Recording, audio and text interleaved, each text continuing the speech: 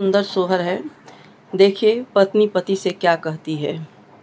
बोलियात ये राजा बोलीला, जहूँ बात मानहु जहूँ बात मानहु हो।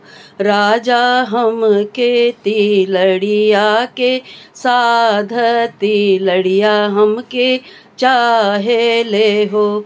राजा हम के तिलड़िया के साध, तिलड़िया हम के चाहे ले हो।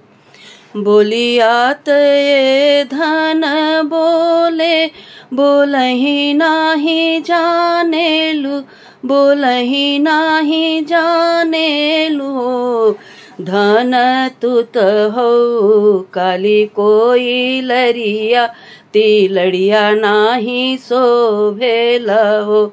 धन तुत हो काली कोई लरिया, तिलड़िया नाही शोभेल हो।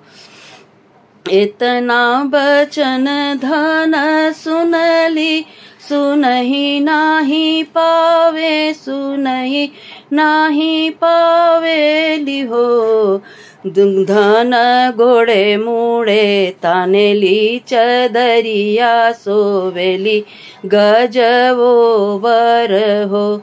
धन गोड़े मूड़े तानेली चदरिया, सोवेली गजवो बर हो।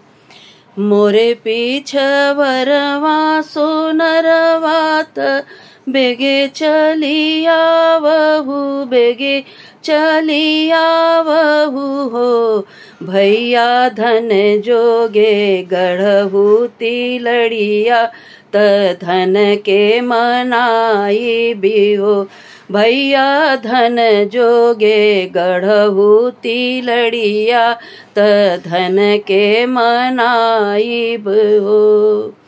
मोरे पीछवरवा रंग रे जवात, बेगे चली आवहु, बेगे चल आवहु हो। भैया धन जोगे रंगहु चुनरिया, त धन के मनाई भी हो। भैया धन जोगे रंगहु चुनरिया, त धन के मनाई भी हो। एक हाथे लिहल तिलड़िया, तयवरी चुनरिया, तयवरी चुनरिया न हो। राजा चली भैल गजवो बरिया, कहूँ धन कुशल हो। राजा चली भैल गजवो बरिया, कहूँ धन कुशल हो।